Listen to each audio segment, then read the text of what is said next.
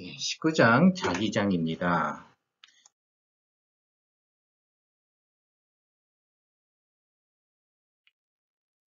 네, 첫 번째로 자석과 자기상극자라고 하는 제목의 챕터인데요. 우선 연구 자석, 여러분들 대표적인 연구 자석의 모습이 어떤 모습이죠?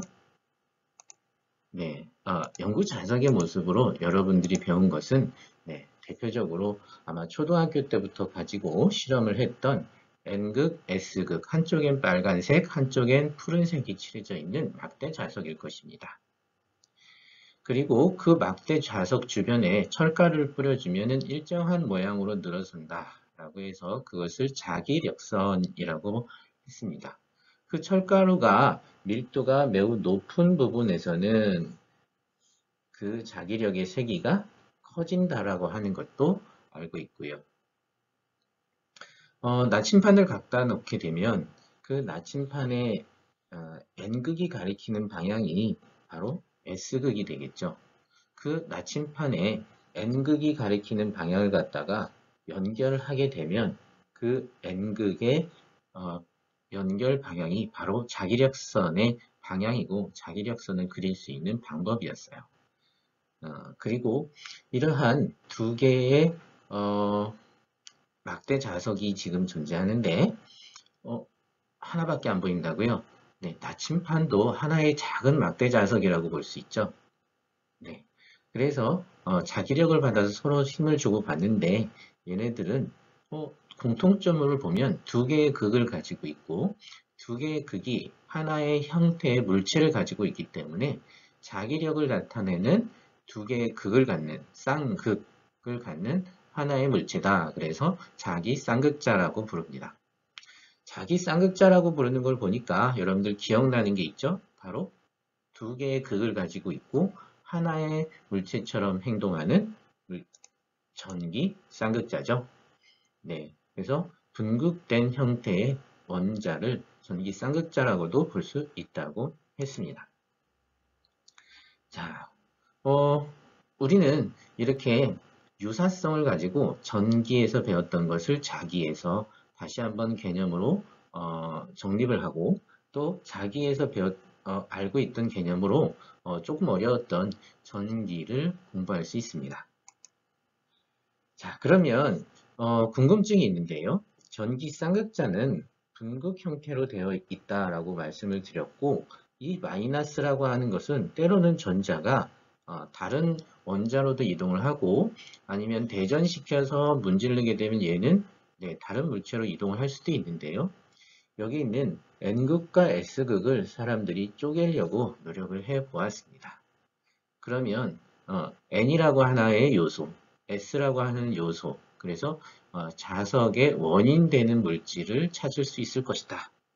예전에는 물질을 쪼개고 쪼갰죠. 그래서 결국 더 이상 쪼갤 수 없는 원자까지도 쪼갰는데 그런 것처럼 쪼개보는 것도 하나의 과학적인 탐구 방법이다라고 할 수 있어요.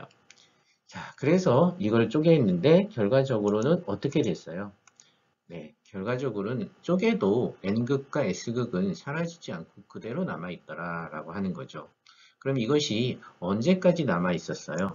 바로 원자나 분자 수준까지 가더라도 하나의 극만을 갖는 자석을 얻을 수는 없었다. 특별히 전자 한 개만 가지고 있어도 자석의 성질인 N극과 S극이 동일하게 나타나죠. 그것은 전자의 스핀이라고 하는 회전에 따라서 나타나는 효과다라고 하는 것을 지금은 잘 알고 있습니다. 즉, 자석의 원인은 바로 전자의 운동 때문이지 어떠한 자석의 현상이 되는 자석을 만드는 기본적인 물질이 존재하는 것은 아니었다라고 하는 거죠.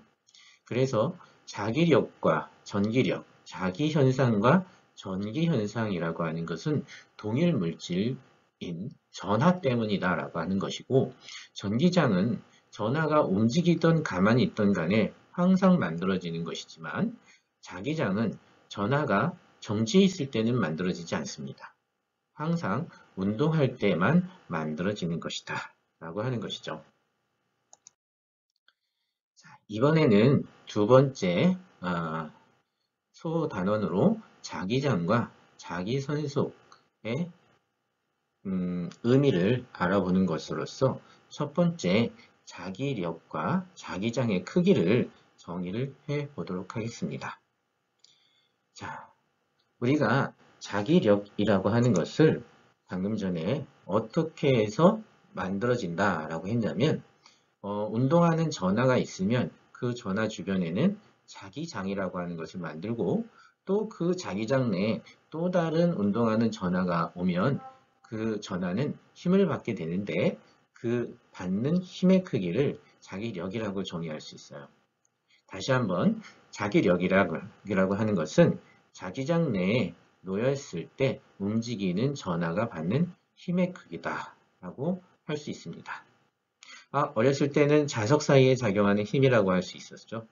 또는 전류가 흐르는 도선과 자기장 사이에 작용하는 힘이라고도 볼 수 있었죠. 자, 그래서 이 전하를 가지고 실험에 의해서 자기력의 크기와 방향을 다각적으로 여러 방면으로 실험을 해서 그 크기와 방향을 갖다가 찾아보았더니 그것은 그림과 같은 현상이 나타나더라. 그림의 현상은 무엇인지 조금 자세히 보면 여기에 플러스의 전하가 있고 플러스 전하를 오른쪽으로 움직인다라고 하는 거죠. 그때에 이 움직이는 전하의 움직임 방향이라고 하는 것은 속도의 방향이라고 하는 것은 놓여있는 자기장 B의 수직한 방향이다라고 하는 거죠. 그러면 이 수직한 자기장 B의 균일한 자기장처럼 보이는 이 자기장은 원래 어떻게 만들었습니까? 라고 질문을 할 수도 있는데요.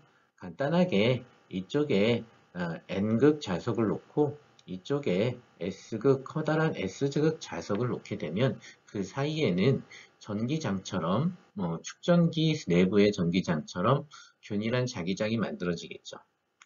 자, 그런 상태에서 우리가 수직 방향으로 어떤 양의 전하를 갖다가 이동을 시키게 되면 얘는 위쪽으로 힘을 받게 되는데 이것은 두 가지와 모두 수직이 되죠. 여기서 말하는 두 가지라고 하는 것은 첫 번째 힘은 자기장과 수직하고 두 번째 힘은 바로 속도와 수직한 방향이면서 오른손 법칙을 따릅니다. 여기 오른손이 그려져 있는데 첫 번째 운동하는 방향을 손가락 4개의 방향으로 밀어냅니다. 여러분들도 한번 해보시죠. 자, 지금 여러분들이 보이는 방향과 지금 좀 다르긴 한데 오른쪽으로 밀어내면서 얘를 감아줍니다. 라고 하는 거예요. 자, 오른쪽을 밀어내서 감아지게 되면 얘는 그 감아진 거의 수직 방향으로 힘을 받게 됩니다. 감아진다는 것은 속도를 자기장 쪽으로 감아진다는 거죠. 그러면 그거의 수직 방향이 엄지손가락이 나타내는 방향으로 바로 자기력을 받아서 여기에 있는 그 전하는 힘을 받아서 움직이게 되고 속도 방향의 수직 방향의 힘을 받기 때문에 얘는 이런 식으로 휘어지게 되겠죠. 이 길이가 짧다면 얘는 운동 방향이 수직 방향의 일정한 크기의 힘을 받기 때문에 포물선 운동을 하게 될 것입니다. 이때에 그 자기력의 크기를 결정해 봤는데요. 그것은 전하의 전하량에 비례한다. 첫 번째, 이 힘의 크기는 전하량의 크기에 비례한다. 두 번째, 빠르면 빠를수록 자기력이 크더라. 세 번째, 그 자기장이 원래 형성된 공간의 자기장의 세기가 크면 크더라. 또한 마지막으로 이 자기장과 그 다음에 속도, 벡터의 사이값이 수직이면 가장 크고 0이면 즉 자기장의 방향과 속도 방향이 같으면 자기력을 받지 않더라 라고 하는 것이죠.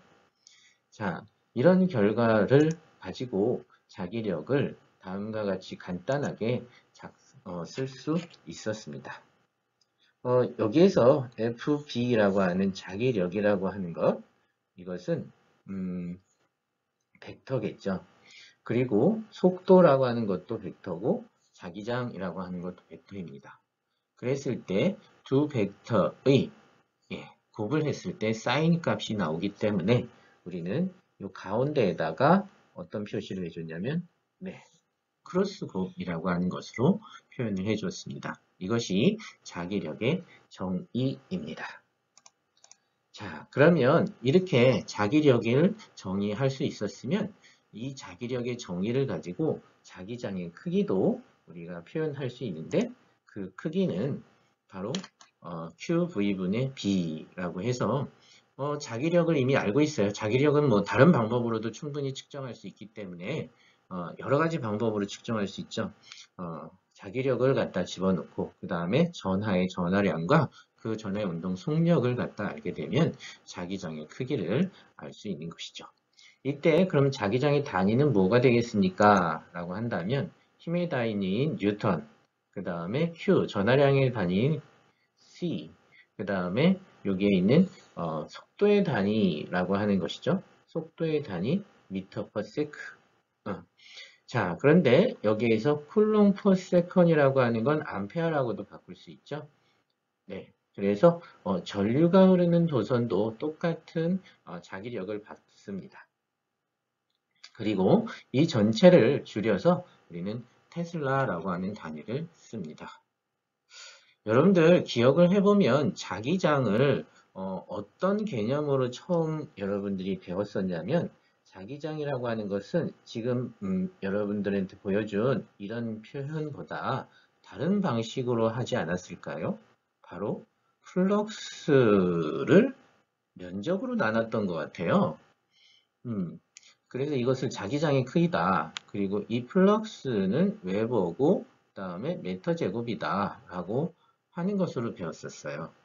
예, 그래서 자기장 B는 바로 자속이라고 하는 플럭스, 자기력 선속이죠. 자속을 면적으로 나눈 거니까 자기장은 다른 명칭으로 자속 밀도다. 이렇게도 배웠었어요. 그죠? 자, 그런데 플럭스라고 하는 개념이 참 어려운 개념이었는데도 불구하고 이 플럭스 단위는 웨버라고 하는 것을 갖다가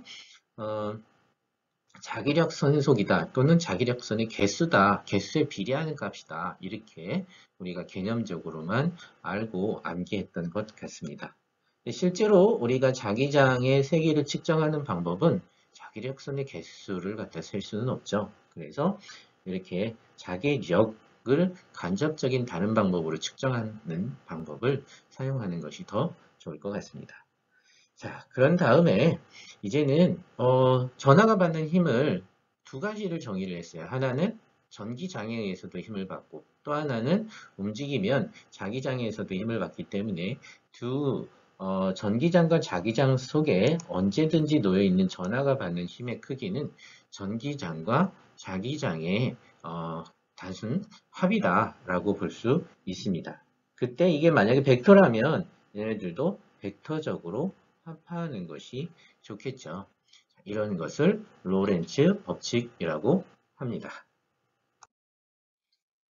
네, 이번 주제는 큰 소단원으로 두 번째 소단은 자기장과 자기선속이라고 하는 것이네요. 여러분들 자기선속은 굉장히 익숙해요. 말을 선속이라고 하지 않았을 뿐이지만 자기력 선속, 뭐라고 했죠? 아까도 방금 얘기했는데 우리가 자기장을 정의할 때 자기력선이 있고 자기력선의 개수를 자기력 선속이라고 한다. 그렇게 했죠.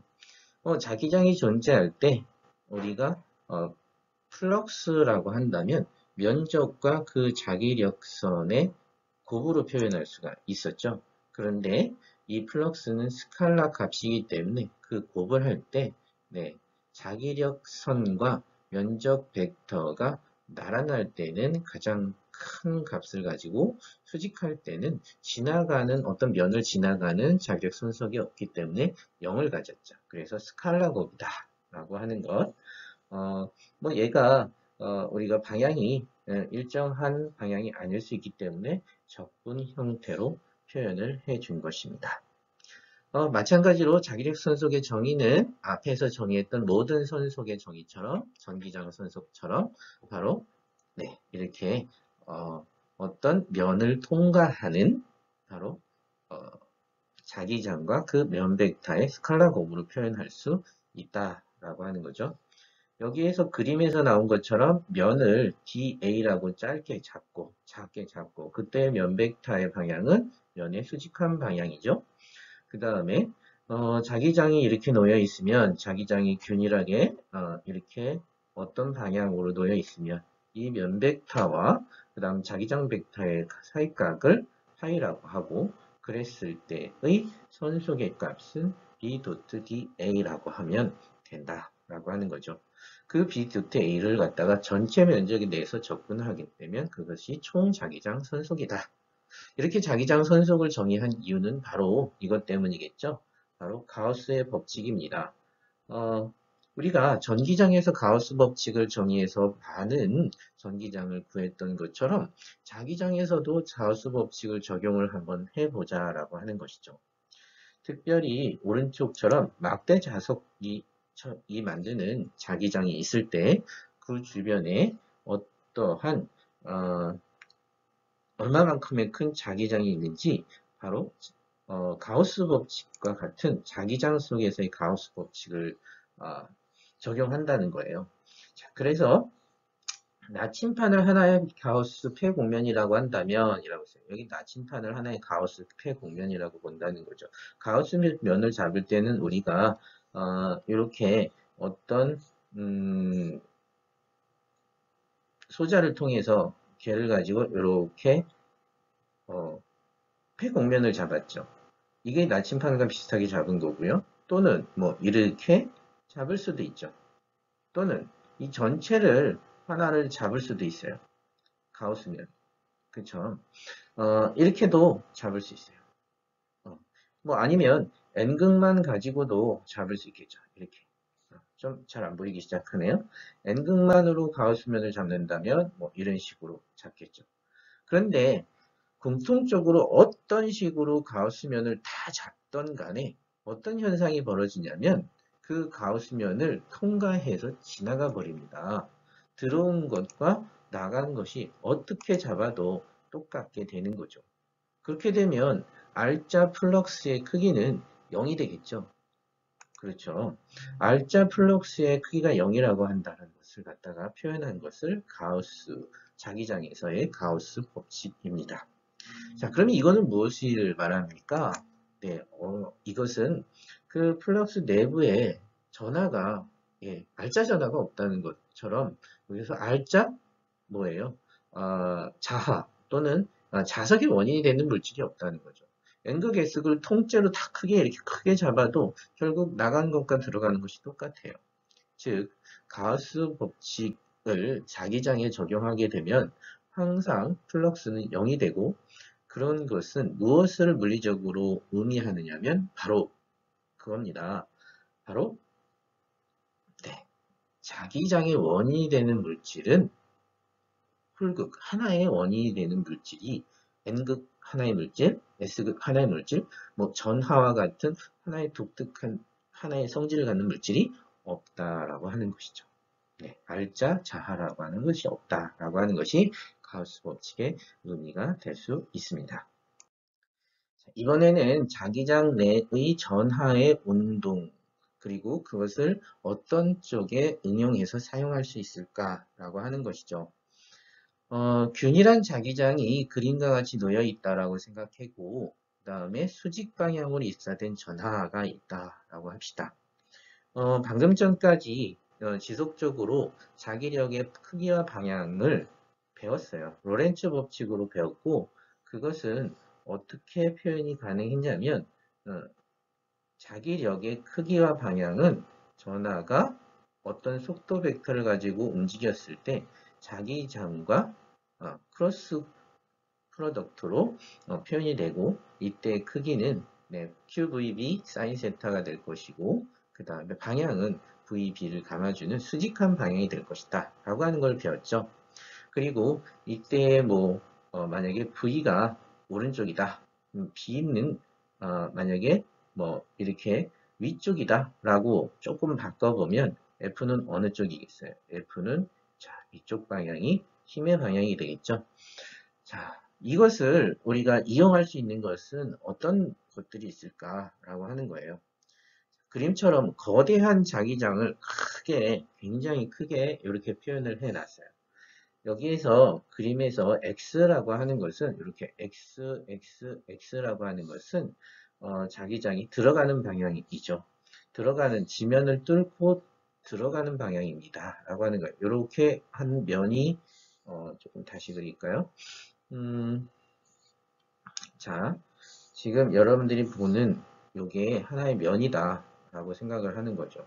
지금 요게 하나의 면이면 이렇게 뚫고 들어가는 경우에 여기에 만약에 화살이 있다면 그 화살의 끝부분을 여러분들이 보는 거죠. 화살의 끝부분을 보면 여기에 이런 식으로 깃털이 십자 모양으로 보이고 뒤에서 보게 되면 이 십자가의 모양을 가서 크로스 이렇게 표현됐다. 그러면 자기장이 지금 안쪽으로 들어가는 방향으로 면을 뚫고 들어가는 방향으로 나와 있고 이게 규칙적으로 그려져 있잖아요. 굉장히 규칙적으로 그려져 있다는 것은 이 자기장이 균일하게 만들어져 있다라고 하는 거죠. 그럼 이런 자기장은 어떻게 만들어요? 라고 한다면 아까 말했던 것처럼 거대한 자석을 두 개를 N극과 S극을 마주보게 만들면 되는 거죠. 물론 나중에는 뭐 이것을 뭐 코일 가지고도 만들 수 있어요. 코일을 막 감아서, 그죠? 전선을 막 감아서 코일, 솔레이노이드 형태로 만들면 내부에서는 자기장이 균일하게 만들어지죠. 자, 이런 상태에서 우리가 플러스 전하를 갖는 Q를 이렇게 집어넣어 봤어요. 어느 방향으로 집어넣냐? 오른쪽으로 집어넣은 거죠. 처음에 얘가 어떻게 들어갈 거는 우리가 관여하지 않고 이렇게 오른쪽으로 움직이고 있었다라고 한다면 얘는 진행 방향의 수직 방향으로 힘을 받죠. 자기력이 이렇게 진행 방향의 수직 방향으로 힘을 받죠. 그럼 진행 방향의 수직 방향으로 힘을 받으면 얘는 네, 가속도 운동을 하잖아요. 그래서 속도의 방향이 지속적으로 변하고 이것이 만약에 짧다 그러면 포물선처럼 보이겠지만 거대하다 그러면 계속해서 같은 힘을 받는다면 얘는 등속 원운동을 하게 될 것입니다. 그렇게 되면 자 얘는 등속 원운동 매우 중요하죠. 자기장 속에 수직으로 들어간 물체 전하는 등속 원운동을 한다. 이때 원운동하는 방향은 자기장과 전하의 종류, 플러스 마이너스 종류에 따라서 때로는 시계 방향 또는 반시계 방향으로 운동할 수 있다. 여기에 플러스 Q라고 하는 전하가 들어갔을 때는 현재 반시계 방향으로 돌고 있다면 마이너스 전하가 들어오게 되면 얘는 그의 반대 방향인 시계 방향으로 회전하게 될 것이다. 이렇게 예상을 할 수가 있습니다. 이때 첫 번째 질문이 뭐냐면 이렇게 원운동을 하게 된다 했을 때 여기에 반지름을 구해라 라고 했어요. 원운동할 때 반지름 R 구할 수 있겠죠. 어떤 것으로? 원운동 방정식을 쓰면 되잖아요. F는 ma라고 하는 뉴턴 운동 방정식을 원에다가 대입을 하게 되면 이 A라고 하는 것이 바로 뭐예요? 어떤 R자 힘을 받았을 때 어떤 질량이 R분의 V제곱이라고 하는 값을 갖습니다. 라고 하는 거죠. 그래서 FR자 힘에다 그러면 여기에서는 원운동을 야기시키는 그 힘이 바로 자기력이 되겠죠. 그 자기력은 뭘 갖다 쓰면 돼요? 네, 이 F는 QVB를 그대로 갖다가 쓰면 되겠죠. 써서 방정식을 쓰면 이렇게 좌변에는 QVB, 우변에는 R분의 V제곱이라고 하는 값이 나올 거고 질량 곱하기 여기에서 반지름 R을 구하면 이항만 하면 되죠. 그랬을 때 이항을 하게 되면 QB분의 MV라는 값을 갖습니다. 자, 이렇게 됐을 때 이걸로 끝내지 마시고 한 번 더 곱씹어 보죠. 네, 대세김질, 소처럼 대세김질을 한번 해보죠. 반지름 R은 어떨 때 크다라는 거죠? 네, 속력이 크다면 크다는 거죠. 질량이 크다면 크다는 겁니다. 빨리 들어오면 얘가 네, 바로 힘이 일정한 힘을 받아도 얘는 반지름이 큰 반원을 갖는다 라고 하는 거죠. 자기장은 일정하니까 빨리 들어오면 쑥 지나가려고 한다는 거죠. 물론 힘은 커지겠지만 자, 그 다음에 질량이 커지면 운동 상태를 유지한다라고 하는 거죠. 아, 그러면 MV라고 하는 것은 어떻게 운동량을 유지하려고 한다 이렇게 생각을 할 수도 있겠네요. 그죠? 아, 재밌는 또 새로운 해석이 나왔어요. 어, 이럴 때 우리가 재밌고 새로운 발견, 무슨 모든 학문은 새로운 뭐 생각을 하다가 내가 스스로 알아내는 것이 생기면 굉장히 즐겁죠. 아닌가요? 네, MV라고 하는 것은 운동량에 비례한다. 바로 뭐가? 네, 반지름이. 그럼 뭐에 반비례하냐? 얘의 전하량과 바로 자기장의 세기에 반비례한다. 즉, 자기력의 원인이 되는 거죠. 자기력의 원인은 바로 Q, B. 전하가 크면 바로 자기력을 많이 만들어요. 자기장이 크면 바로 자기력을 많이 만들어요. 자, 상호작용하는 그 전하량과 자기장에는 반비례하고 역학적인 운동량에는 비례한다. 재밌네요. 자, 그럼 두 번째, 이번에는 주기를 구하라 라는 말이 나왔어요. 주기를 구해봅시다. 주기는 원운동에서의 주기죠. 되게 오랜만인데, 역학에서 원운동에서의 주기는 어떻게 합니까? 네, T는 V분의 2파이 R. 전체 원운동 등속 원운동이고, 그 다음 반지름을 2파이 R. 그러면 이 반지름을 라지 R, 얘를 대입을 하게 되면 주기가 어떤 표현이 되겠습니까? 네. 주기는 Q B분의 2파이 M 이런 관계가 나오겠네요.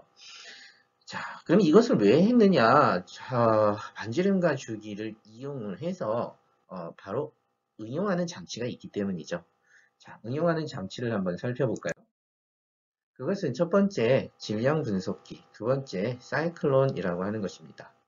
질량 분석기는 반지름의 크기를 측정해서 물체의 질량을 알아낸다는 것이고, 두 번째 사이클론이라고 하는 것은 자기장 방금 전에 수직으로 입사한 전하의 주기가 어떤 Q 비분의 2파이 M이라고 하는 것으로 결정된다는 것을 이용을 해서 입자 가속기라는 것을 만들 수 있다는 거예요. 자, 다시 한번 보죠. 아까 우리가 반지름 R이라고 하는 것은 뭐에 비례한다고 했냐면 운동량에 비례하고 QB에 반비례한다고 했어요. 근데 다음과 같은 장치를 셋업을 꾸민 거죠. 여기에서는 점으로 쓰여 있으니까 이거는 균일한 자기장이 바깥으로 나가고 있는 거예요. 자기장의 방향을 어떻게 썼느냐면 이렇게 균일한 자기장이 바깥으로 나가고 있다. 이때 Q라고 하는 입자를 V 방향으로 집어넣죠. 그랬더니 얘는 플러스 Q이고 어느 쪽으로 힘을 받아요? 이렇게 감아지게 되면 오른쪽으로 힘을 받겠죠. 이것이 어디에 있는 것이냐? 바로 여기에 처음에 시작할 때의 모습이겠죠. 그럼 이쪽에는 F가 이렇게 받고 여기에서도 속도 방향은 이쪽, 그 다음에 자기장의 방향은 이쪽으로 나오죠.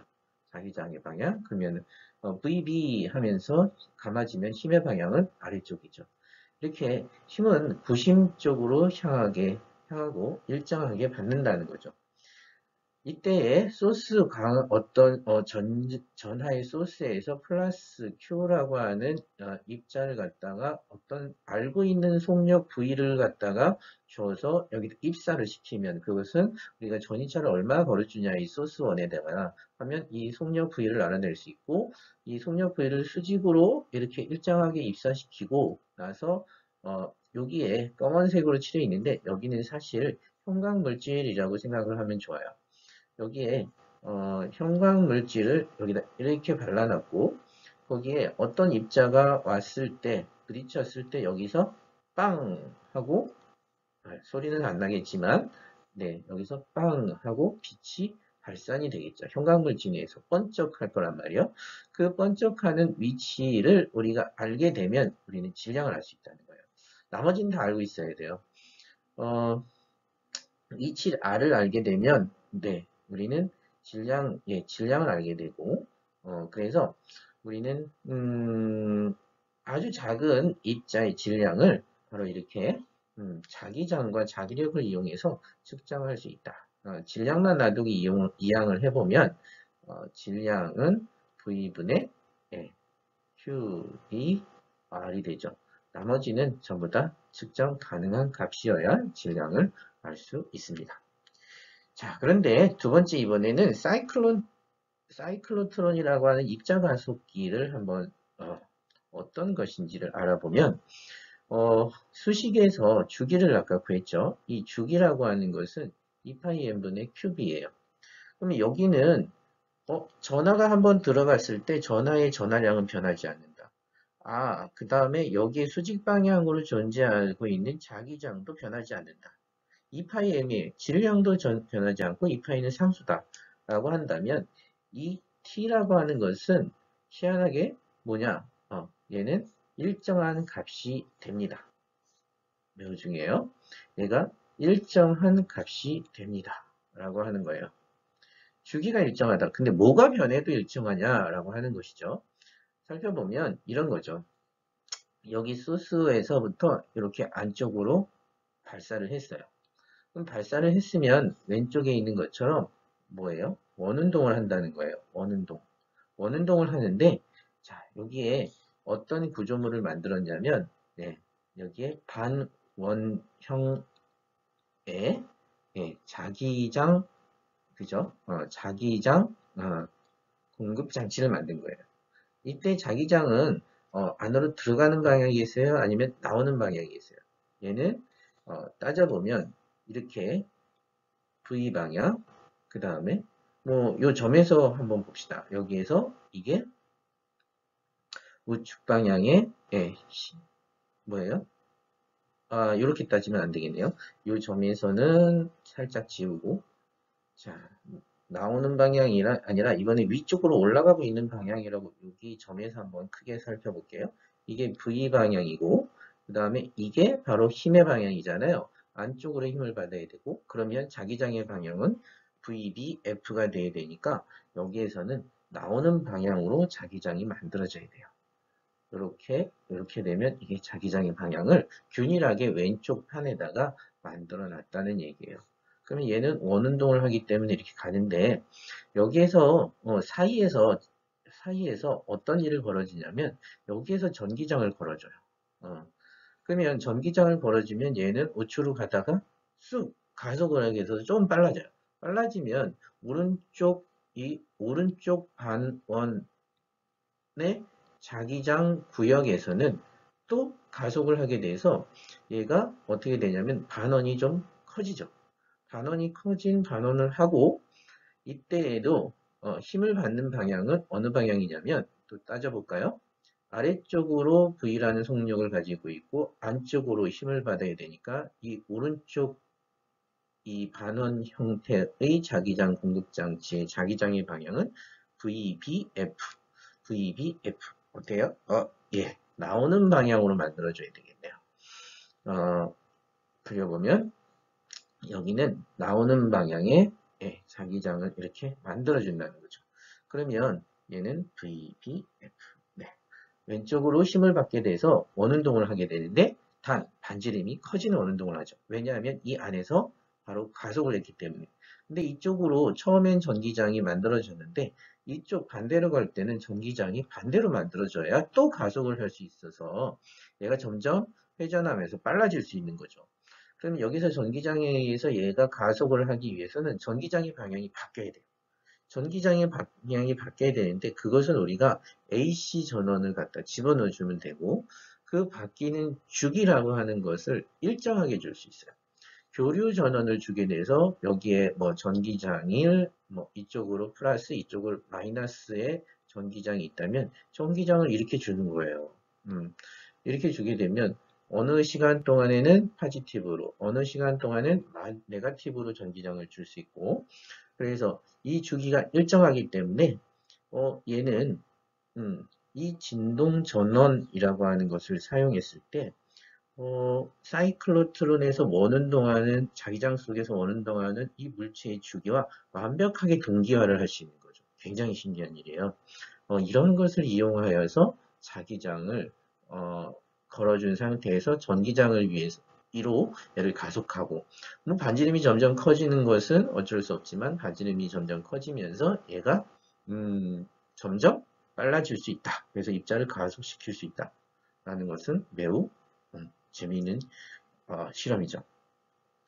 자, 이렇게 주기가 반지름 아래 무관하다라고 하는 것을 이용을 해서 우리는 사이클로트론을 만들어서 입자 가속기로 응용할 수 있다라고 하는 것까지 공부를 했습니다. 4장 전류 도선에 작용하는 힘과 돌림 힘입니다.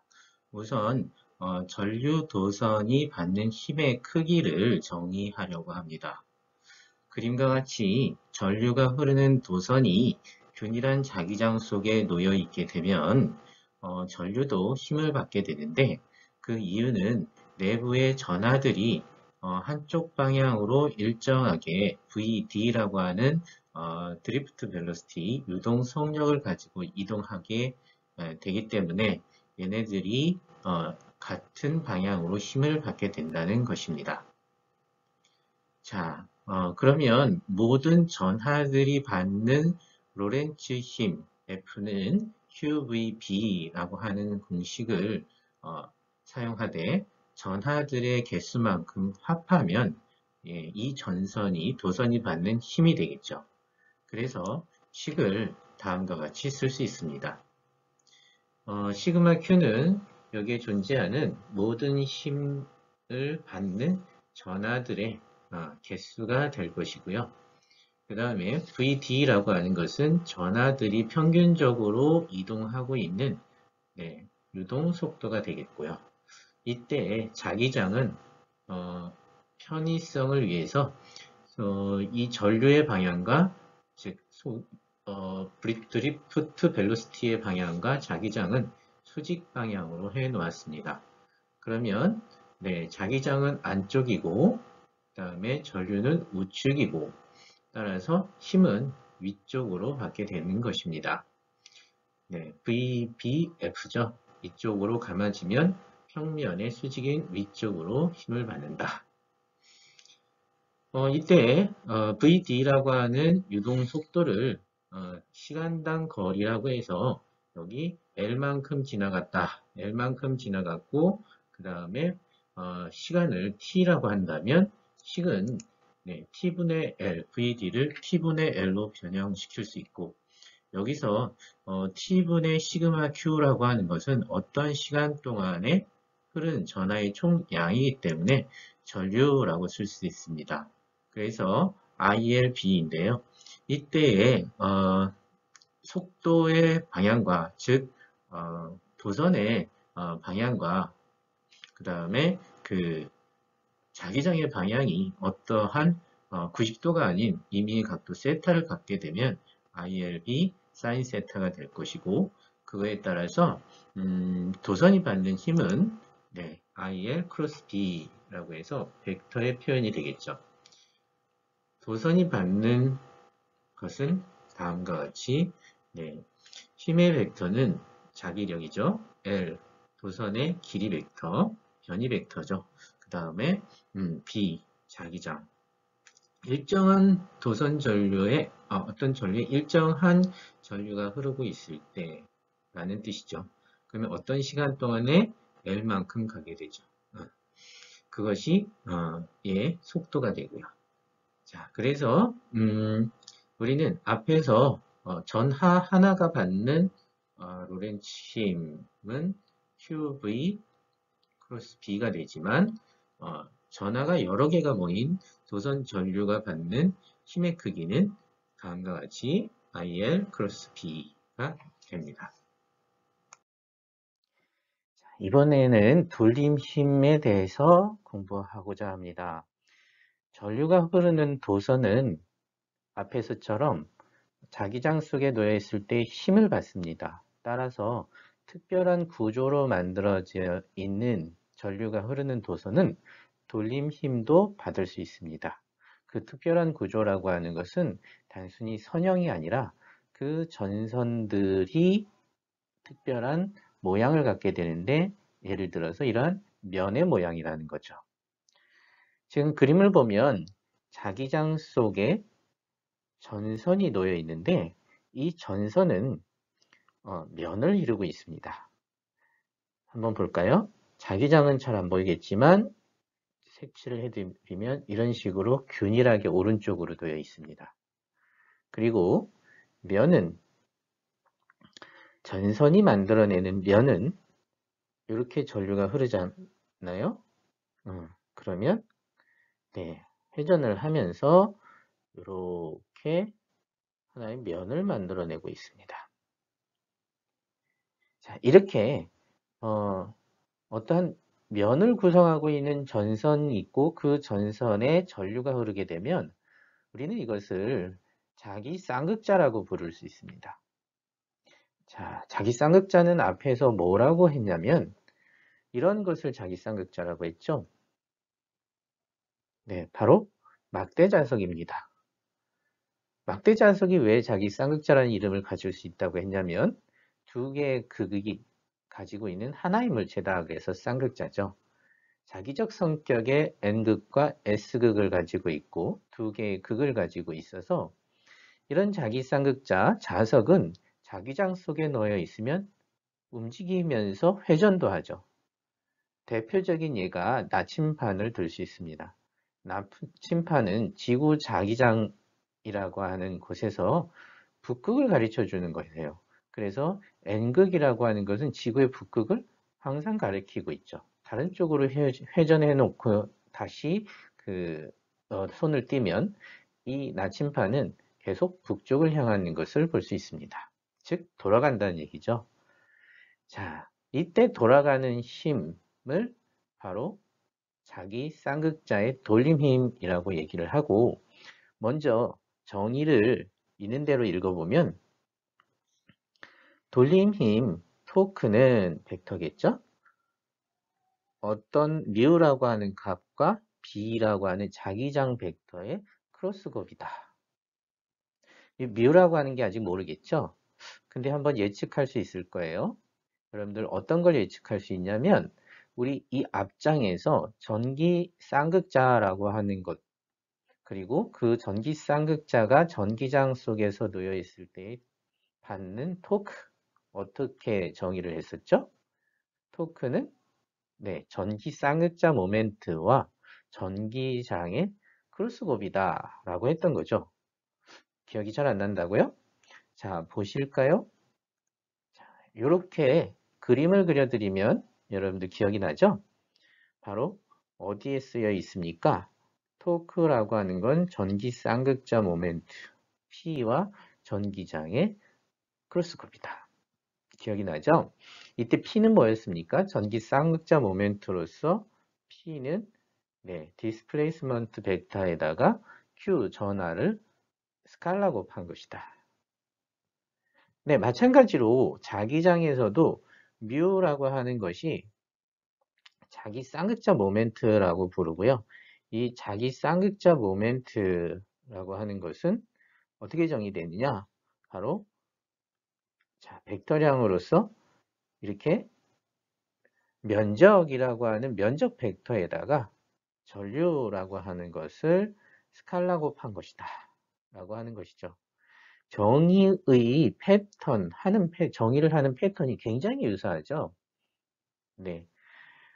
앞에서 있던 전기 쌍극자 모멘트라고 하는 것은 D라고 하는 거리 벡터에다가 변이 벡터에다가 전기장의 특징인 전하, 근본 성질인 전하라고 하는 것을 곱하는 것이었는데 이번에 뮤라고 하는 자기 쌍극자 모멘트는 바로 면적이라고 하는 벡터에다가 바로 전류라고 하는 네, 전하의 움직임 때문에 생기는 그 성질을 바로 곱한 것이 바로 자기 쌍극자 모멘트예요.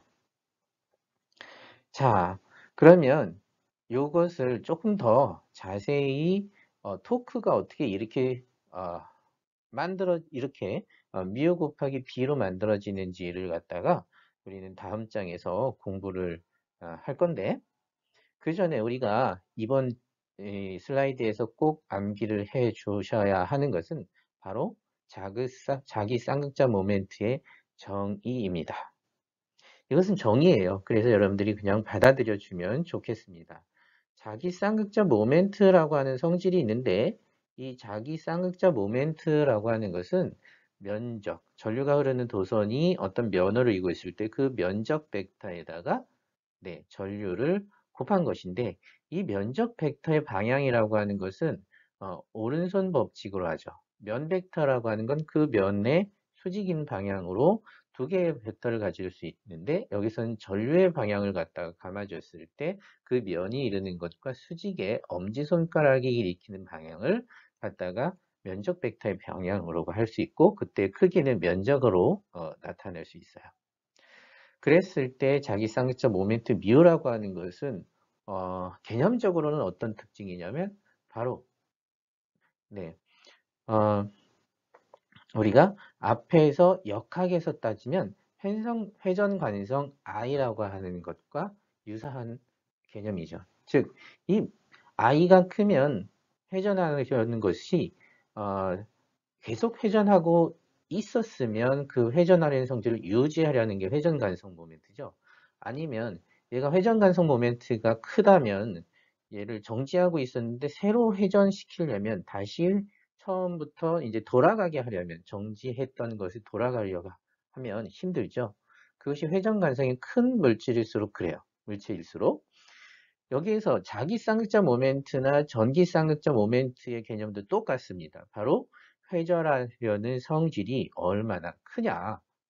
그 회전 관성에 대한 바로 전기장에서의 회전 관성을 쌍극자 모멘트 P라고 하고 그 다음에 자기장에서의 자기 쌍극자 모멘트는 그 자기장의 힘을 받았을 때 회전하는 물체가 얼마나 잘 회전하려고 하는 성질이 있느냐. 그 회전 관성의 크기를 자기 쌍극자 모멘트, 전기 쌍극자 모멘트라고 한다는 거죠. 그것의 정의는 전류 곱하기 바로 면적이다라고 하는 것도 기억을 해 주시면 좋겠습니다. 자, 그러면 이번에는 이 토크를 뮤 크로스 B라고 할 수 있다라고 하는 것을 유도를 한번 해보죠. 그림과 같이 하나의 직사각형의 여기서는 정사각형 모양과 비슷하네요. 사각형의 전선에 전류가 흐르고 있다. 지금 전류의 흐르는 방향을 갖다 살펴보면 이 전류는 이렇게 반시계 방향으로 전류가 흐르고 있고 이 전류가 흐르는 도선은 자기장 속에 놓여 있는데 자기장은 어느 방향이냐면 네, 이렇게 위쪽을 향하고 있다 라고 하는 거죠.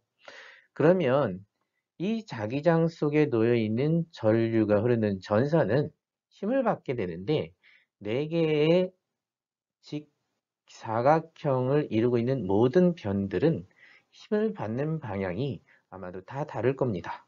그 방향을 바로 오른손 법칙을 가지고 사용해서 확인을 먼저 해보면 우선 이 우측에 있는 첫 번째 전선은 자기장의 방향이 위쪽이고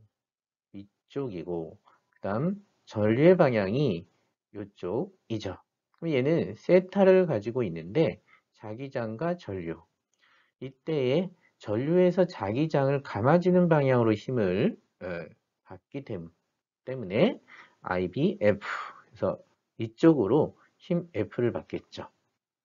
그럼 반면에 반대 방향에 있는 전류가 전류 도선이 받는 힘은 바로 자기장 벡터에서부터 전류. 그래서 전류에서 자기장을 갖다 감아지게 되면 힘은 바로 이쪽으로 받겠죠. 네.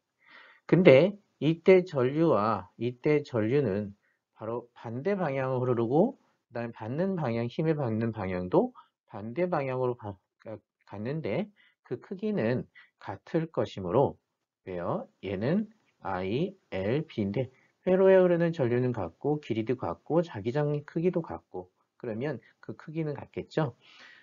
그래서 이 두 개의 힘은 상쇄가 될 것입니다. 즉 이렇게 보면 네, 다시 오른쪽 도선은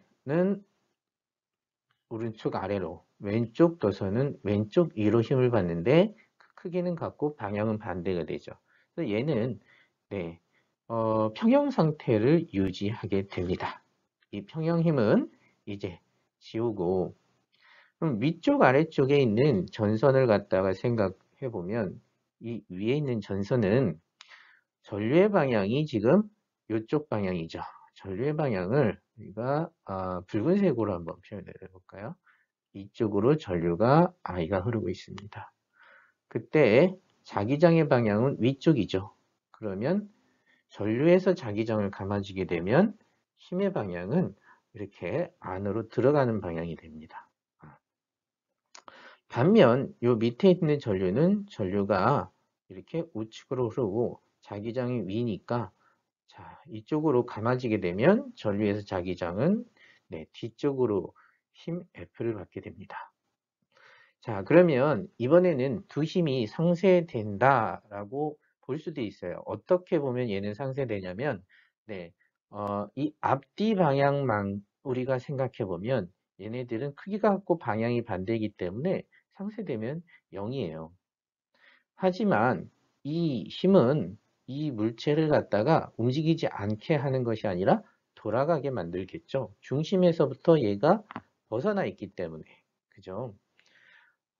중심선, 즉 작용선이 일치하지 않기 때문에 얘는 회전하는 힘을 만들어내고 그때 회전력은 바로 거리 곱하기 힘이기 때문에 여기에는 길이 곱하기 힘이라고 써놨네요. 우리는 L 크로스 F 이렇게 회전력을 갖다가 쓸 수 있습니다. 여기서 L이라고 하는 것도 하나의 벡터고 그 다음에 F도 벡터고 그러니까 토크도 벡터죠. 여기서 L은 어떻게 토크를 계산한 것이냐면 회전 중심을 하나의 선의 끝으로 본 거죠. 여기에서부터 멀리 있는 여기 있는 요 위쪽의 도선이 회전한다 라고 하는 거죠. 다시 그리면 여기를 회전축의 중심으로 하고 여기에 있는 도선이 그죠? 도선을 노란색으로 표현을 한번 해볼까요?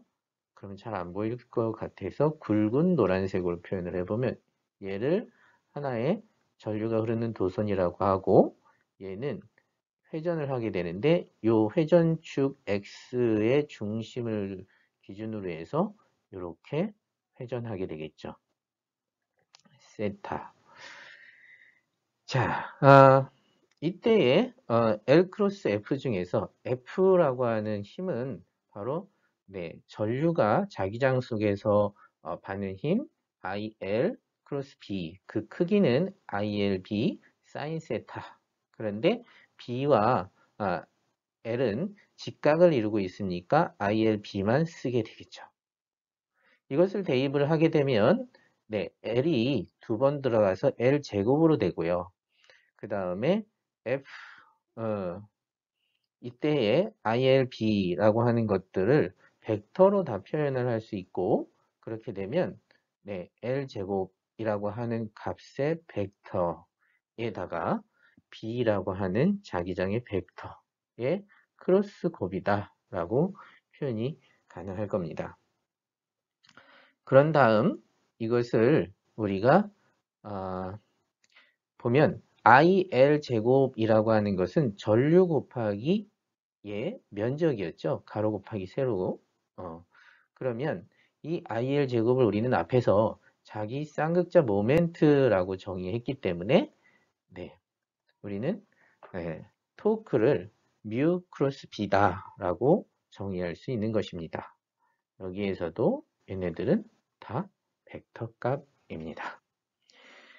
자, 폐회로처럼 흐르고 있는 전류 도선이 이루는 이런 만들어내는 자기 쌍극자는 자기 쌍극자 모멘트 뮤를 갖고 이 자기 쌍극자가 자기장에 놓여 있는 토크를 봤는데 그 토크의 크기가 뮤 크로스 B임을 여러분들한테 설명을 해 보았습니다. 자, 예제를 통해서 이 내용이 어떻게 적용되고 쓰이는지를 좀 알아볼까요? 예, 전류 도선에 작용하는 힘과 돌림힘의 마지막 주제로 자기 쌍극자의 위치 에너지의 표현을 공부하겠습니다. 위치 에너지라고 하는 것은 여러 가지 형태로 여러분들이 학습을 했는데요. 뭐 중력에 대한 위치 에너지, 탄성력에 대한 위치 에너지. 그런데 이번에는 자기 쌍극자에 대한 위치 에너지예요. 어, 굉장히 재미있는 현상이 있는데요. 어떤 현상이냐면, 자, 이렇게 구덩이가 있다라고 생각하고, 여기는 지구라고 생각하면, 여기에 물체는, 어, 스스로 운동을 하죠. 사실은 스스로 운동하기는 사람이 어떻게 운동을 시킨 것은 아니고, 어, 중력이 얘를 운동하게 한 거죠. 그것을 우리는 스스로 운동했다고 봐요.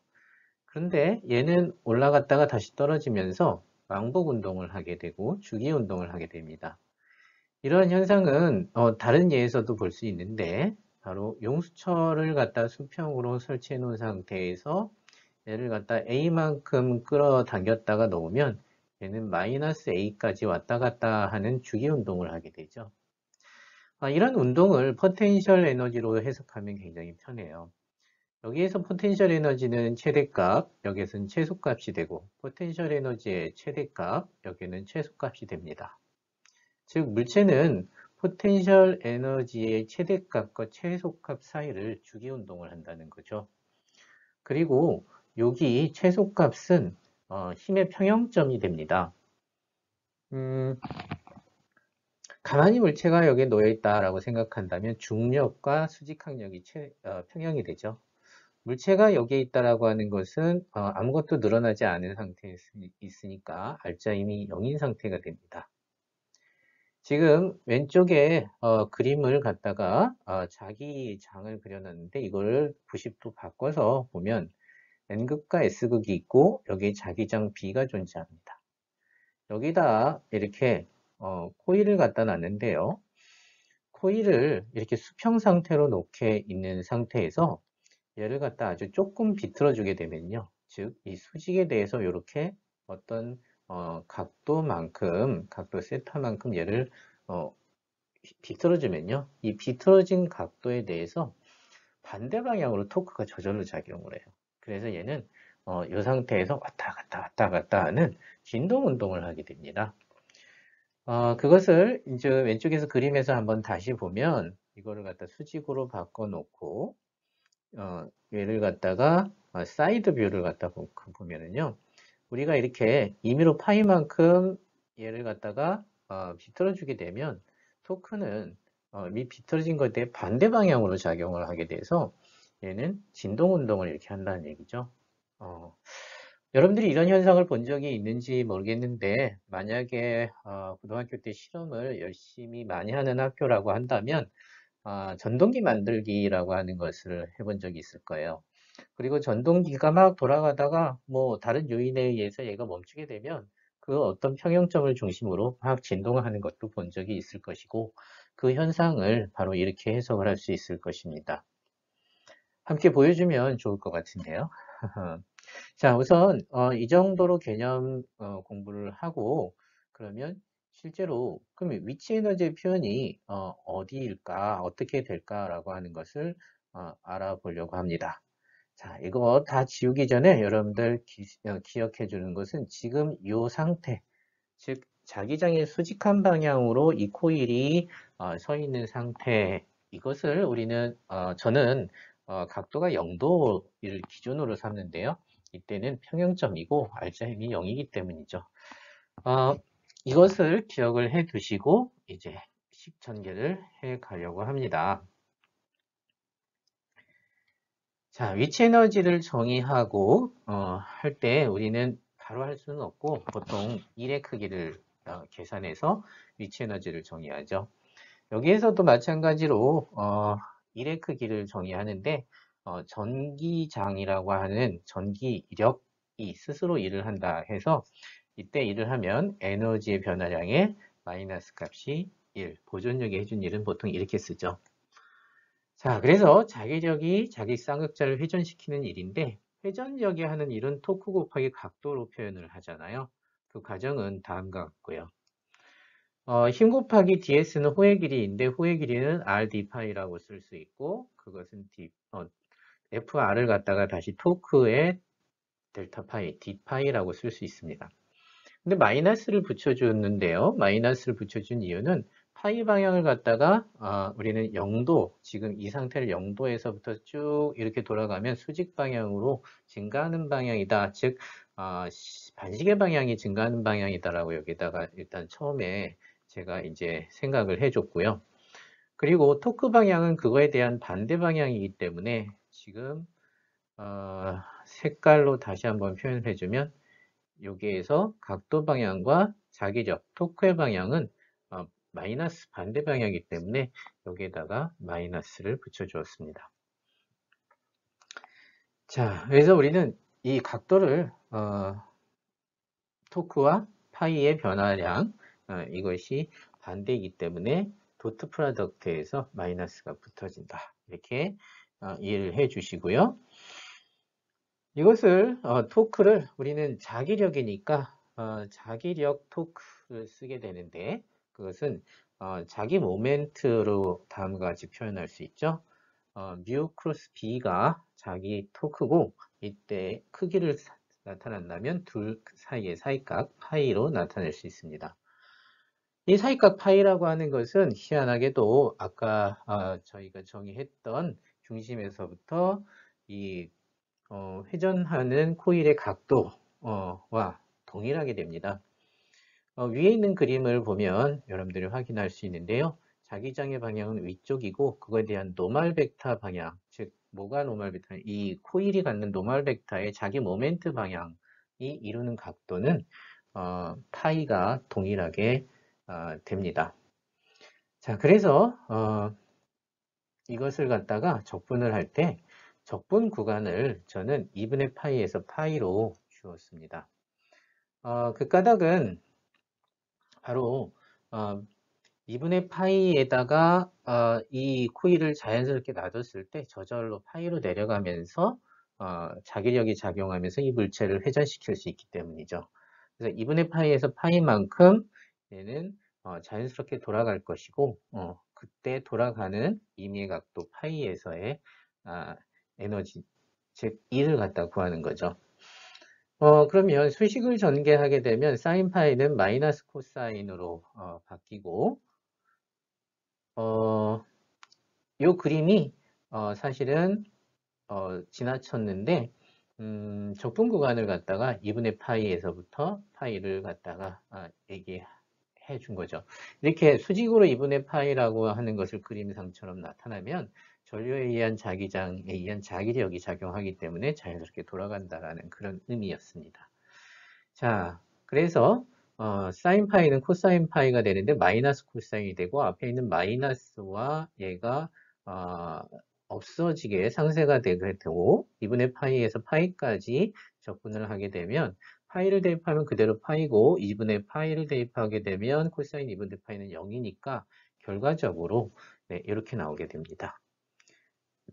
자, 이를 구했으니까 이제 에너지 값으로 표현을 해보면 이제 마이너스가 붙게 돼서 마이너스 뮤닷 B라고 정의할 수 있게 되는데요.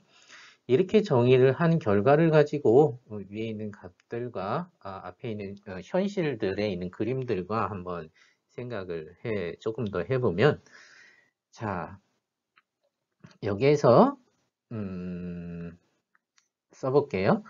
뮤닷 B를 갖다가 만약에 0도일 때를 넣어봅시다. 0도라고 하는 것은 이 그림에 있는 자기장과 이 코일이 수직을 이루고 있는 것을 0도라고 하는데요. 그러면 얘는 값이 뮤 b 코사인 0이잖아요. 코사인 0은 1이죠. 그래서 마이너스 뮤 b 값을 갖게 된다 라고 하는 것이고요. 그 다음에 뮤에다가 2분의 파이를 갖다가 집어넣게 되면 0이 되죠. 자, 그러면 결과적으로 좀 굵은 글씨로 한번 큰 글씨로 한번 써볼게요. 자, 여기에서는 즉 수직 방향일 때 에너지는 0이고요. 여기에서의 에너지는 마이너스 뮤 B라고 하는 것입니다.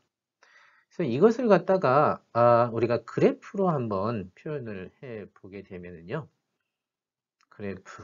자, 아까 많이 했었는데 여기를 평형 상태, 여기가 파이가 언제죠? 네, 0. 파이가 0일 때는 값이 얼마였어요? 마이너스 뮤 B였어요. 근데 이게 코사인 값으로 파이가 2분의 파이를 가게 되면 얘는 이렇게 줄어들고 그 다음에 마이너스 2분의 파이를 가게 되면 얘가 이렇게 네, 줄어들고 하는 코사인의 마이너스 값 이런 코사인 함수가 되죠. 자, 그러면 여기서 또 재미난 게 물체를 떨어뜨려 놓은 것처럼 포텐셜 에너지가 최소가 되는 곳을 향해서 이쪽에 있을 물체의 각도가 코일의 각도가 이쪽에 있으면 다시 이쪽으로 돌아오고 이쪽에 있으면 다시 돌아오고 하는 단진동하는 모습을 갖는다라고 하는 것을 이해할 수 있어요. 어때요? 굉장히 포텐셜 에너지 재미있지 않나요? 네. 굉장히 복잡하고 여러분들 이해하기 힘들 수도 있는데요. 끝의 과정만이라도 여러분들이 기억을 좀 해주시면 좋을 것 같습니다. 자기쌍극자의 위치 에너지는 바로 자기쌍극자 모멘트에다가 자기장의 스칼라 곱의 마이너스 값으로 정의되었다. 이렇게 기억해 주시기 바랍니다. 네, 이번 자기장이라고 하는 단원도 이제 마무리할 때가 되었어요. 다섯 번째 지구의 자기장인데 이것은 간단히 개념적으로만 현상을 설명하고 마치려고 합니다. 지구는 거대한 자석이라고 하죠. 그래서 이제 북극 쪽이 S극, 남극 쪽이 N극이라고 우리는 알고 있어요. 그리고 이런 지구 자기장은 시간에 따라서 점차 변하고 있고 그 원인은 바로 이 지구 자기장이 뭐 멘틀의 대류라고 보는 설도 있죠. 그래서 지구를 구성하고 있는 물질들이 전하를 띠고 있고 그 전하의 움직임이 지구 속에서 일어나고 있기 때문에 그 움직임의 평균적인 방향 때문에 바로 자기장이 형성되어지고 지금은 위쪽을 북극이다라고 하고 있죠. 그러면 위쪽이 북극이면 보기에 있는 그림처럼 남극에서부터 북극 쪽으로 자기력선이 분포하게 되죠. 이 자기력선이 분포하고 있을 때 외부에서 태양풍과 같은 태양에서 날아오는 거대한 굉장히 다양한 전하를 띤 입자들이 오게 되면 얘네들은 벤 앨런대라고 하는 벤 앨런 벨트라고 하는 곳에서 트랩되어서 얘가 회전 운동을 하게 되고 그래서 지구를 갖다가 보호해주고 여러분들 우리의 삶을 보호해주는 역할을 한다라고 하는 것이죠. 그것을 간단히 조금 더 설명을 해주면 지금 요 우측에 있는 부분을 갖다가 잘라왔다라고 생각을 할게요. 바로 자, 요 부분입니다. 자, 요 부분을 잘라서 이렇게 표현을 하고 보면 위쪽으로 자기장이 일정하게 놓여 있다라고 간주해 볼 수도 있죠. 일부분 작다라고 한다면. 그러면 여기에서 전하를 띤 입자가 외부에서 수직 방향으로 날아오고 있다. 지금 이렇게 날아오고 있고 이렇게 날아오고 있다는 거죠.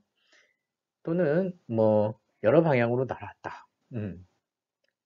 그럼 얘가 날아오게 되면 얘네들은 힘을 받는다라고 하는 거죠. 어느게 힘을 받는다?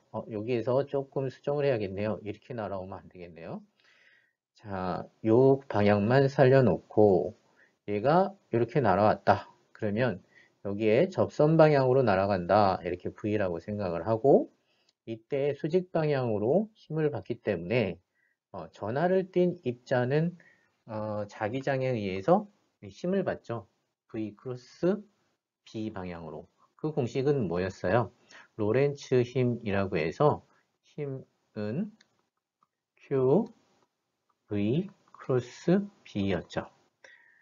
자, 그래서 얘가 자기장이 위쪽이고 그 다음에 이쪽 여러분들이 보기에는 왼쪽인데, 제가 보기에는 왼쪽인데, 왼쪽으로 속력을 가지고 오면 얘는 힘을 받아서 움직이는데, 얘가 아마도 마이너스 입자다라고 하면, 이렇게 안쪽으로 힘을 받겠다라고 하는 거죠.